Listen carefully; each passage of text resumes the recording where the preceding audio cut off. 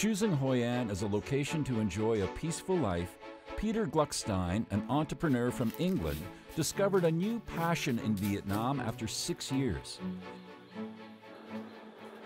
He embarked on a creative journey with Granola, a popular breakfast cereal loved worldwide. Tôi gặp bác tôi tin tưởng luôn, bởi vì là thấy là một người rất là tâm huyết với cả cái thực phẩm lành mạnh và bổ sung protein từ thực vật. Peter told me about developing his luxury granola products, and I was very excited for him. Tôi thấy bác là một người rất tận tụy và nhiệt huyết trong công việc. More than simply a journey in food making, his story is about bridging British and Vietnamese cultures in every grain of cereal. And it's handmade with care in Hội An.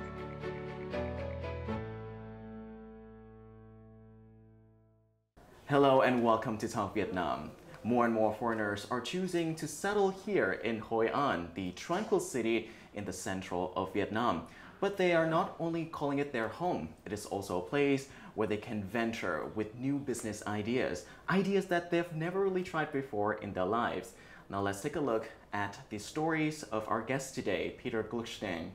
He is a UK-born businessman who have started a business here in Hội An City. Now let's listen to him to see what Hội An in particular and Vietnam in general has to offer to people who just can't wait to have their own business. So welcome to the show, Peter. Thank you for having me. Yes. So people know you as the granola guy. So how do you feel about that? I feel good. That feels great. Yeah, I mean, it means we're doing something right. You know, we're getting the word out there. People know who I am, and to be honest, it's usually followed by someone saying, "And I love your product." You know, so it gives me a nice warm glow, and it has the further advantage of teasing my wife. Oh wow! So she is a designer. She writes. She's a successful woman in her own right. And she comes back sometimes, she says, I met someone in a coffee shop and I was talking to them and I explained, you know, we live here and my husband has a business, and they go, "Oh, you're the granola guy's wife." She's like, "I'm not the granola, I'm Janie Lawson." And so it's one up to me. Wow. So you were a very successful businessman in the UK. So how was your life before it? And why did you choose Vietnam? So I had a marketing agency for a number of years in London, and I sold it quite a long time ago now, and you know, I made some money. I was very lucky. I had a good life, traveling a lot, you know, enjoying myself. I struggled to find something else that I wanted to do, you know, and another job. I dabbled in the property market. I did some renovations, stuff like that. But you know, it was a job, but I couldn't say it was a passion. And eventually we moved to Vietnam partly for me to retire, really. I had a couple of ideas for things that maybe I'd like to do, but really I came here thinking about playing golf and sitting on the beach. Right. And after a month or so, I got fed up with eating pho for breakfast. And I thought, oh, I had granola, I want some granola. And I couldn't find any granola. I looked in the shops, there was no granola. And just by chance, I came across a recipe in an online newspaper for granola. And so I thought, I can do that. So I made a batch, and it came out of the oven, and it looked good, and it smelt good, and it tasted good. And I said to my wife, you know, you could sell this stuff. And I put a picture on the local Facebook page, expat page, and about 20 people said, oh, can I have some? So I started making it, selling it, and very, very quickly it just took off. Yeah. And it became my passion. John Harvey Kellogg, an American, invented the oatmeal-based cereal in the late 19th century to support a health-focused retreat. Granola has since become a staple food in many Western countries, often enjoyed with milk for breakfast or as a convenient anytime snack. When Peter Gluckstein moved to Vietnam, he found himself missing this comfort food. He tried several brands, but couldn't find the flavor he loved.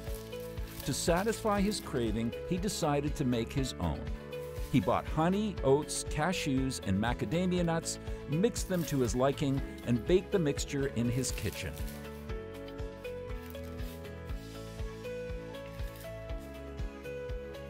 Ultimately, it took him numerous attempts to achieve the flavor he sought. When he finally shared his culinary creation with some friends, they were pleasantly surprised and asked for more. This successful outcome sparked the idea of using locally available Vietnamese ingredients to create instant cereal in Hội An. So granola is generally known as a favorite of Westerners. Do you Sure. ever think going into this business it would take off with the Vietnamese community as well? Have you ever thought that it might become like a failure at some point? Yeah, I mean, certainly the first year, 18 months, it was mostly for expats, foreigners, tourists. And, you know, I would try to get it in front of Vietnamese people, and when they would try it, they would like it, but it was a real struggle to get them to actually try it in the first place. Yeah.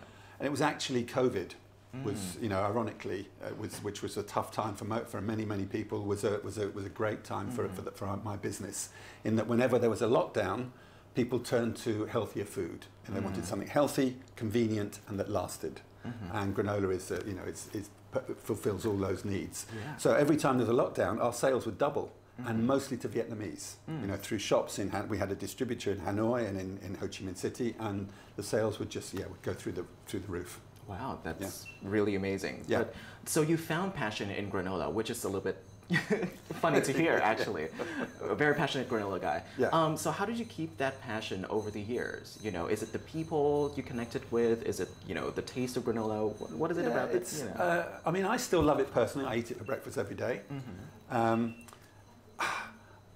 I love working with my staff. You know, I've got a great team. I'm very lucky. I think my best talent as a businessman is to employ good people, is to find and recruit and then train and maintain really good quality staff. And I've done that, and the team has grown around me.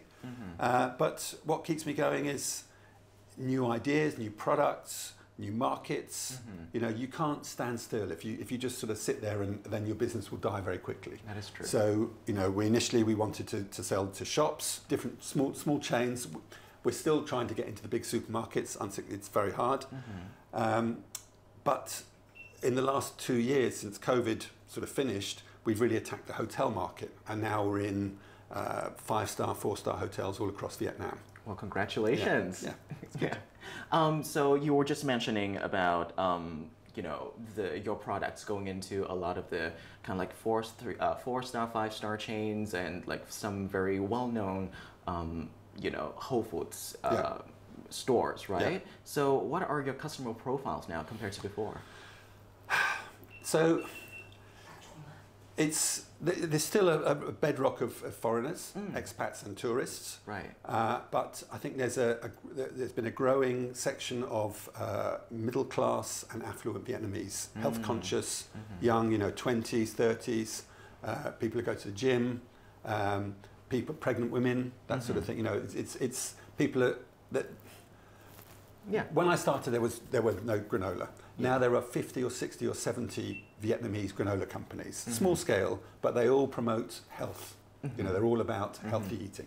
So in a lot of sense, you're the pioneer. Yeah, I think so. Yeah. So as a pioneer, not only you can find your granola in Vietnamese stores, but apparently in a lot of other countries as well. Can you elaborate on that? Sure. We don't actually export the granola. Some people who come here want to take it home with them, and we're talking to some people in Hong Kong and some people in Australia about maybe exporting. But we have some spare capacity in the factory, so we white label, co-packaging. So we make products for some other companies. A brand called Lecker, who's owned by a German guy who lives in Vietnam, an American brand called KVD, and we make granola bites infused with caffeine. So we export to, I think, 9 countries with their products, but not yet with the granola. Maybe we'll do it in the future. But there's, you know, 99 million Vietnamese to deal with. To satisfy, yeah. It's a big market here. Big market, surprisingly. yeah. The cereal is a blend of natural ingredients such as oats, nuts, dried fruits. Process begins with mixing oats and nuts such as almonds, cashews, pumpkin seeds, or chia seeds to create a nutrient-rich base. Next, maple syrup is added for natural sweetness, and a splash of vegetable oil is used to help bind and enhance the flavor. The mixture is then spread evenly on a tray and baked at a low temperature, typically around 150 to 160 degrees Celsius, for 20 to 30 minutes. During baking, occasional stirring is essential to ensure an even golden color. Once cooled, dried fruits like raisins, apricots, or cranberries are added to boost the flavor. The result is a delicious, crunchy breakfast cereal enjoyed with milk, yogurt, or as an all-day snack. Peter Gluckstein discovered that Vietnam has an abundant and diverse supply of nuts, such as cashews and tropical fruits like mango. He used these local ingredients to produce a nutrient-packed cereal that is both diverse in flavor and rich in nutrition. Nó có cái vị giòn chứ nó không cứng dai. Sản phẩm của Peter được khách hàng ưa chuộng nhiều. Thứ nhất là phải kể đến về chất lượng sản phẩm, được làm từ các nguyên liệu rất là chất lượng và không có sử dụng chất bảo quản hay là hương liệu, và nhà sản xuất lại sử dụng chế biến và nhiều kiểu kết hợp, nó phù hợp với khẩu vị của nhiều người. Và khách hàng sau một thời gian sử dụng thì khách hàng sử dụng thường xuyên và phản hồi rất là tốt. So when I first met Peter, Peter told me about developing his luxury granola products, and I was very excited for him. It's really good to see local and expats working together to develop products for Vietnam, and so I was very excited to work with Peter to retail his products and try his products. So my experience from our customers is mostly tourists who come in and buy it for their breakfast with our smoothie bowls, so the flavor is very good, the quality is very good. From selecting local ingredients to the handcrafted production process, Peter shares his passion and helps promote a sustainable and healthy lifestyle within the community. Now that we've talked about your success, I want to take you back a little bit in your first beginning days. Sure. Right? To get you where you're now, what were you having to do in your first initial steps toward making the business, aside from discovering granola on your own? In those early days, I basically did everything myself. I would mix the product, I would weigh, mix, bake, mix again, package, stick. This was before we had these. Now we have these nice bags with the pre-printing. Yeah. But in those days, we just had labels that we would have to cut out and stick on. Very laborious. Break nuts. I would spend hours at just breaking cashews in half and walnuts in quarters. Did your family join in the efforts as well? To a certain extent, yeah. The kids were quite good. The kids were pretty small then. They were, 5 and 7. But so sometimes I'd get them to help me stick on labels or break up nuts. Yeah. But it was fun. Was it fun? Do you feel overwhelmed when you think about it, or is it like a bittersweet moment? I think it was pretty crazy. Yeah. Chaotic. Yeah. I remember the first time. So I baked at home for about 3 months, and as it grew, I thought, okay, I've got to find a bigger oven. I had a 1 litre toaster, or a 30-litre toaster oven. Oven. I could make one. Was it half a kilo, either half kilo, 1 kilo at a time? Wow. That's very laborious. It is. So we had a friend, a taxi driver, a Vietnamese guy who I talked to, and I said, I need an oven. And he said, my cousin has a bakery in near Bali Market. Oh, wow. So we went there and said, can I use your oven for a couple of hours a week? And he was like, yes, sure, 100,000 dong, so cheap, fine. So I would prepare 20 kilos of granola at home, go in the taxi to the bakery, use their baking sheets, put it in their the rotating banh mi oven. Yeah. Cook the 20 kilos, take it home, finish it off, mix it and bag it. Wow. So the first time I did this, I didn't understand then that every oven is different. You set a temperature on an oven, but it doesn't mean much. It's they vary. Yeah. So I cooked this 20 kilos and I thought it was done. Took it out and I'm like, yeah, it looks good. Yeah, okay. Took it home, got home, not done. Oh, wow. Still a bit soft, not crunchy. Yeah. No good, crunchy granola has to be crunchy.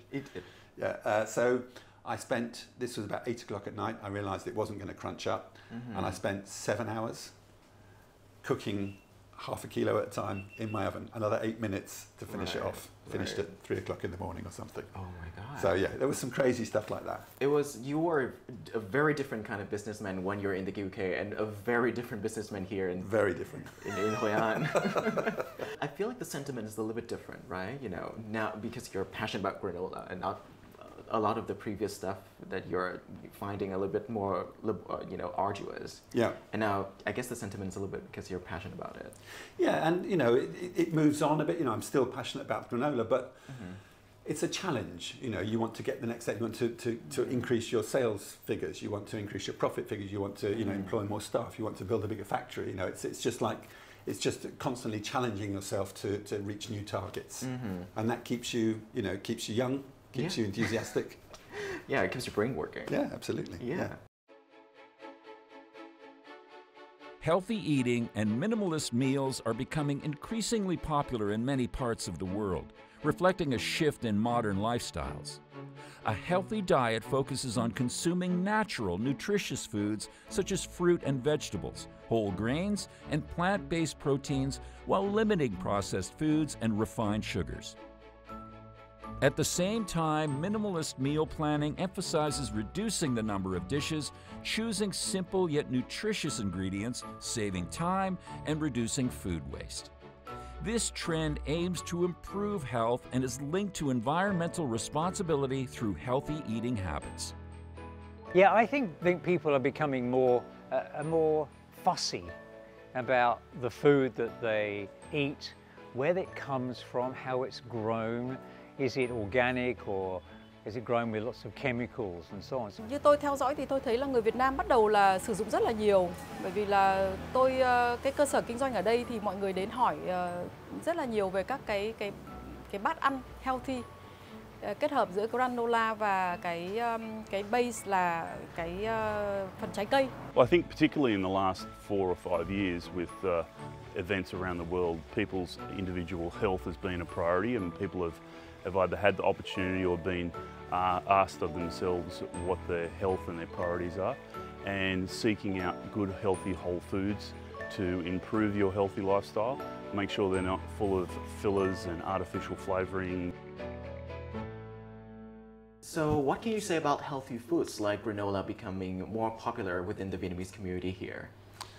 Well, I think it's not just the food, it's that there's a whole wellness industry that's springing up. You know, tourism is more focused on the whole idea of wellness, and I think that will be a trend that will grow. You know, I know of a couple of people who are opening hotels that are really focused on that area, and yeah, I just think it's, you know, more and more people are aware of the need to eat healthy and the benefits of healthy eating. So I see that, I see us being, you know, ahead of the curve in that respect. Right. Yeah. And so how have you developed your business over the years? Do you have any business philosophy do you stick to? Yeah, certainly. There is honesty. You know, you have to be 100% honest with people. If you make a mistake, you have to hold your hands up, apologise, and make it right. You know, we try really, really hard to get, you know, 100% pure product, but it's mistakes. Bits of shell come in with the nuts. You know, occasionally you can get some problem with some minor mistake and something is wrong. You know, you get a mouldy batch or something like that. You apologise. You replace, refund as well, perhaps. You know, that you never try and muck people around. You know, if you make a mistake, you're honest and you own up to it and you make it right. Consistency, you know, is key. When you're making food, it's making it the same every time, and it's not easy. You know, it's not just mix this, put it in the oven for 32 minutes and then take it out again. It depends on the weather, you know, the humidity. It's as much as an art as a science. You have to have staff who are committed to making a consistent product, you know, who have the passion in themselves and the love to be constantly checking, improving, you know, and making sure that it's right. Right. I've come into the bakery, you know, in the early days I came into the bakery one time and Lang was sieving, you know, with a big sieve, was sieving the granola. And I'm like, what are you doing? And she said, well, after we mix it up, sometimes there are little bits of powder, and I know you don't like the powder in the bottom of the bag, so we sieve, and then there's no powder. I'm like, fantastic. Yeah. You know, and that's not me saying, that was them coming up with, you know, ideas to make it a consistent perfect product, you know, as perfect as you can get. Yeah. Are there any trends out there in Vietnam and the world where about consuming healthy foods as granola?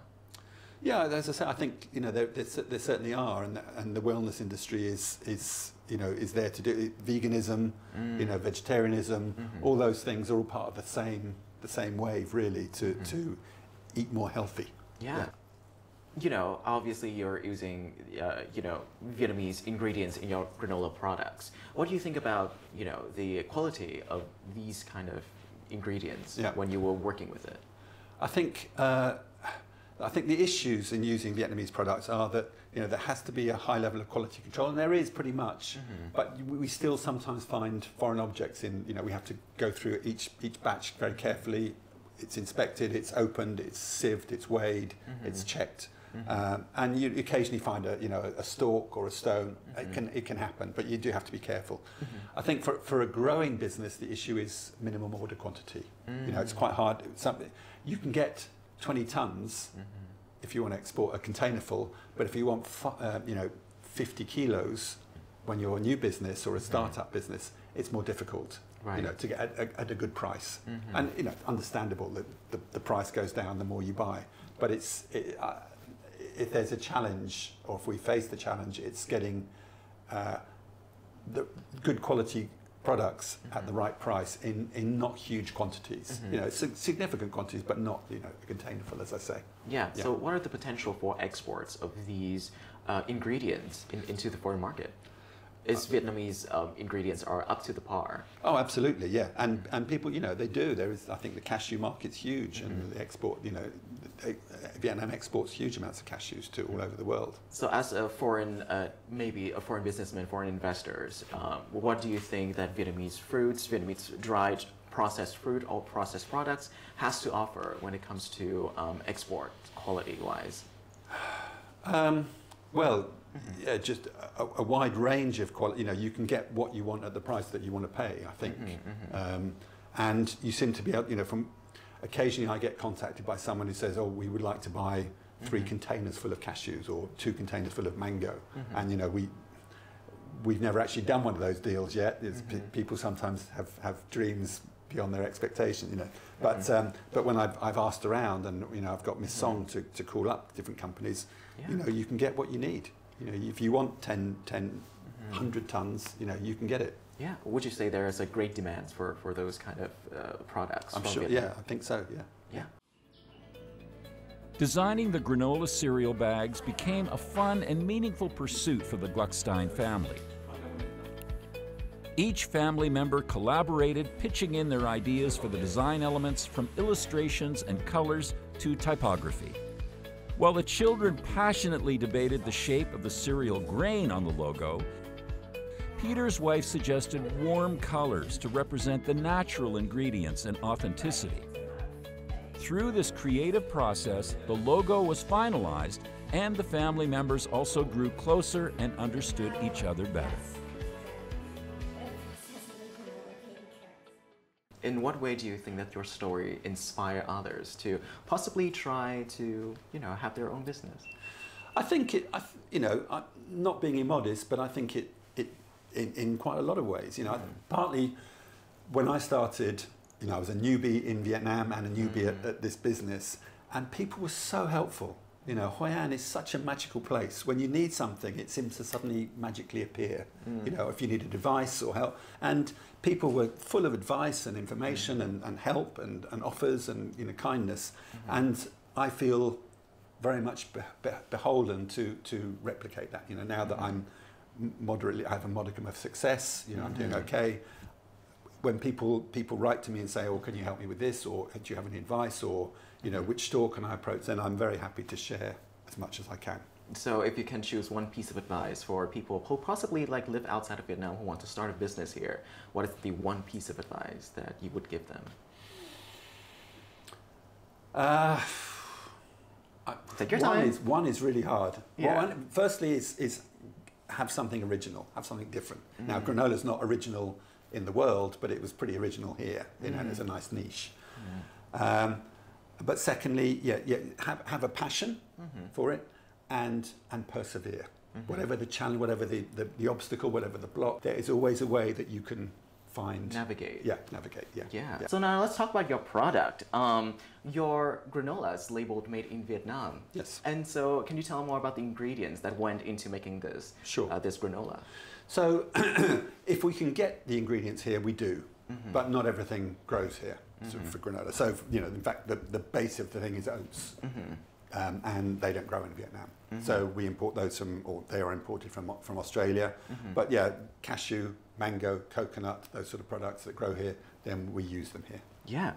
So what do you feel when, you know, you try to incorporate all of those like Vietnamese ingredients into your product?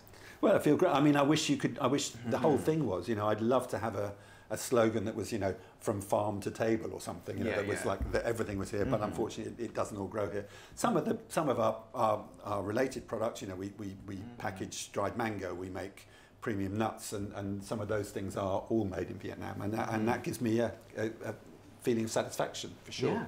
And so the makers behind your products, your staff, some of them are also longtime members. Yeah. And how do you manage to help? You know, how do you manage to keep them for such a long period of time? I think I work very hard to make it a nice environment. You know, it's family friendly. It's quite fun. I think I'm quite good at training people. You know, I like to encourage people to make the best of themselves, and I will, you know, one of our mantras is that there are no mistakes. You know, you don't make mistakes. So if something goes wrong, we try and understand why it went wrong and what we can do to make it stop that happening in the future. But there's no kind of blame or anything, you know, any punishment or anything like that. It's just like, okay, oh shit, let's what can we do to make it better? I think we pay quite well. You know, when we needed more people, we got, you know, a sister or a cousin or a friend there. So now it's like, not everyone's related, but most of them have some sort of relationship or were friends before. Wow. So it's been, you know, when we needed more, when we moved to the factory, we needed 4 more staff. It was all done organically through existing staff, you know. So it is like a big family. We had our 5-year anniversary in last November, and the ladies wanted to hire a house in Da Nang and have a party and a karaoke and a barbecue and everything, and bring their families. Yeah. And you know, I was used to, we have a meal once a week, usually in the bakery, and there's 10 of us, or 11 including me, and so I'm used to seeing all my staff, but not with all their families. And suddenly there's, you know, 30 people, you know, husbands and kids, and all, you know, the house full of people and laughter and singing, and I felt really, I felt that's the best thing I've ever done. You know? Yeah. I feel emotional just talking about it, because it was like, yeah, we've got a, you know, I have another family. A very tight-knitted community, and also family and business as well. Yeah, and you know, and it's an income, it's a livelihood for all those people. It's I feel pretty proud about that. Even through COVID-19 as well. Yeah. We never laid anyone off.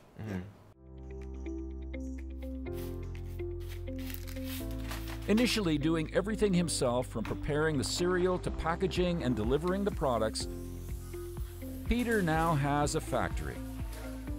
His closed production line helps ensure food safety and hygiene at every stage. He has also created cereal production jobs for local people. Not only does he provide them with formal training and share his cereal making knowledge, but the team also enjoys a supportive environment to learn, grow, and stay committed. Tôi được một người bạn giới thiệu và tôi muốn làm việc ở đây vì công việc này mang đến cho tôi thu nhập ổn định. Và bên cạnh đó thì nó cũng giúp tôi phát triển nhiều kỹ năng, đặc biệt là kỹ năng quản lý và tiếng Anh. Tôi nghĩ rằng sản phẩm ở đây được làm bởi đôi tay của người dân Hội An, và công thức thì được bác Peter, người Anh mang sang. Tôi nghĩ điều đó làm nên điều đặc biệt cho sản phẩm ở đây. Trong suốt khoảng thời gian làm việc ở đây, thì ngoài việc có một nguồn thu nhập tốt, ổn định, thì tôi được học hỏi rất là nhiều điều từ chính người sếp của mình. Bởi vì bác Peter là một người rất tận tâm, nhiệt huyết với công việc, cũng như là bác có rất nhiều kiến thức trong lĩnh vực bán hàng và sản xuất. Thì bản thân tôi là có con nhỏ và gia đình, nhà thì ở khá là xa công ty, nhưng mà bác luôn luôn tạo điều kiện hết sức để tôi có thể cân bằng cuộc sống cá nhân và công việc. Thanks to his passion, Peter and his team produce high-quality cereals that meet the individual needs of customers both locally and internationally. You said like this business, it's also family like yourself. Yeah. So do you involve your family members into your endeavors as well? I do from time to time, yeah. There's, you know, they're quite entrepreneurial, the kids. When the youngest one was 6, I think, she wanted a drone to take pictures. And so she started making pizza dough, pizza balls. And she had, she had a pizza ball business. And she ran it, advertised on Facebook during COVID, sold lots and lots of pizza dough to lots of people, till she made enough money to buy a drone and retired. Okay, you're not joking, right? No. No, not at all. And then, you know, later on she wanted a camera or something else, I can't remember what it was. So like banana fritters, bananas and cinnamon. So all the neighbours will buy them. She goes out selling. Wow. And then when she's got enough money to buy her whatever she wants, stops.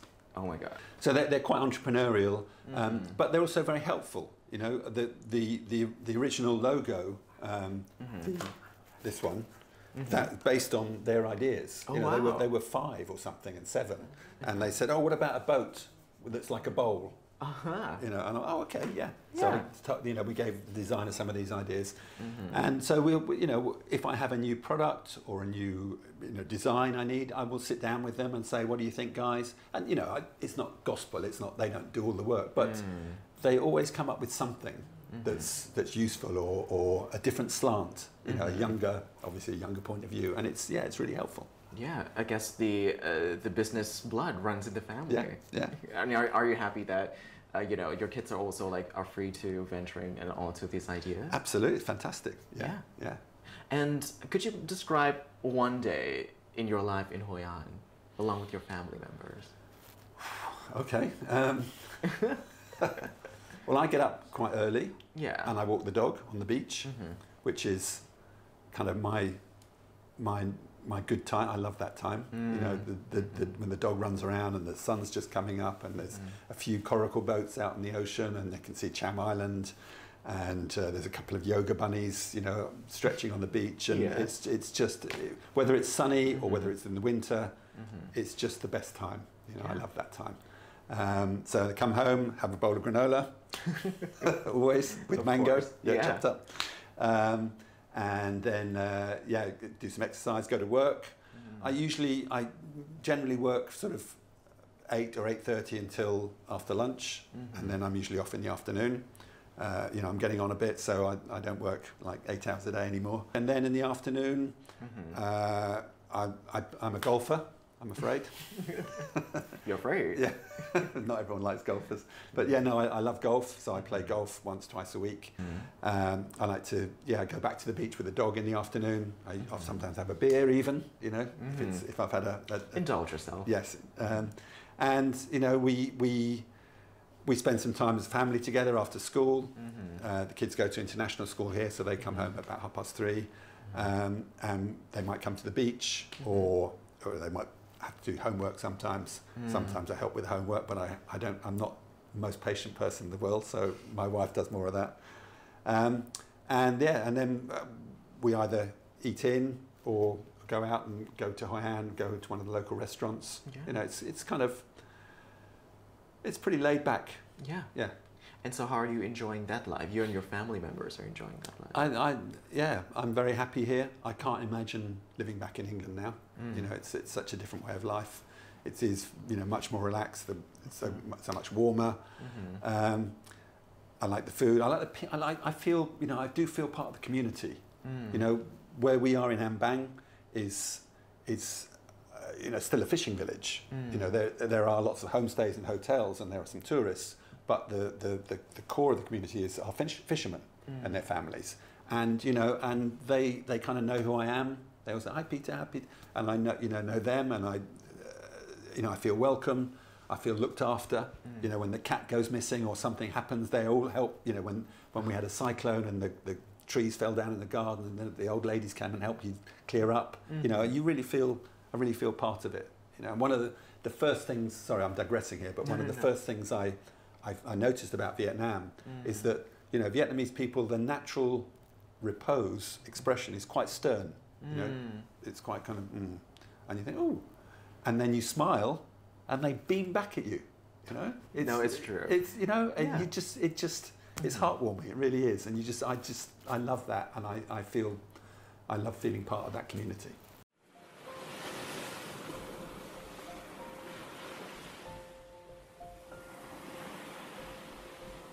Peter Gluckstein moved from London, England to Vietnam to relax and enjoy watching his children grow up in Hội An, a peaceful town.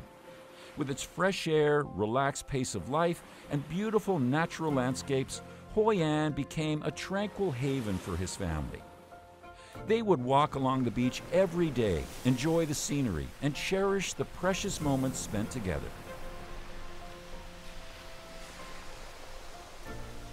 In particular, Peter found his passion for business in this region, where he could live simply and pursue personal growth opportunities.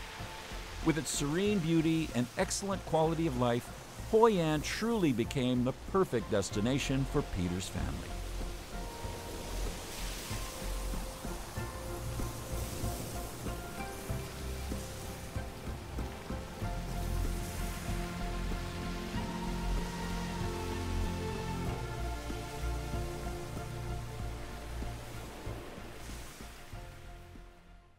At the end of the day, living in Hội An, being a businessman, being a father, having a family here, what are you most proud of? Your most proud achievements? Well, I think I said it's the staff element, the fact that I've created this other family. But yeah, I'm proud of introducing a new, basically a new product to Vietnam, and yeah, I feel good about that. Yeah. My kids have experienced a completely different culture, and if and when we ever do go back to the UK, then, or when they go back to study or whatever, then I think that will be a broadening experience for them. My wife's very happy here. She's very, very settled here. And it just feels right for us now. So I'm proud of the decision we made to come here. Can't you call Hội An your home now? Yeah, absolutely. Yeah. And what are some of your goals in the future regarding the business, your community, or your family? Maybe having a new varieties of granola coming out? Yeah. I mean, we're always looking to increase the product line, improve the channels to market. I think the next obvious step is to build a bigger factory in an industrial area, and we've been in conversation with some of the authorities in Hội An, who have even reserved us a plot of land, I believe, that when we want to build a 5,000 metre factory as opposed to 500 metre, we have a place to go. Wow. And I think there may be some support to help us do that. I think that's probably 2, 3, 4 years away. We're always looking to develop new product lines. I would like to, I think I would still like to look at export. If we have enough tourists coming here and expats who say, oh, I wish I could get this in Australia or America or India or wherever. And so I think the next logical step is to start exporting. Yeah. So that's a big challenge. It's not easy. Shipping costs, shelf life, all those things. Challenges we have to meet and overcome. But yeah, for me, the next step would be export. Yeah. Yeah. And possibly introducing Vietnamese granola to the rest of the world. Yeah. Vietnamese granola domination. Yes. That sounds good. Yeah.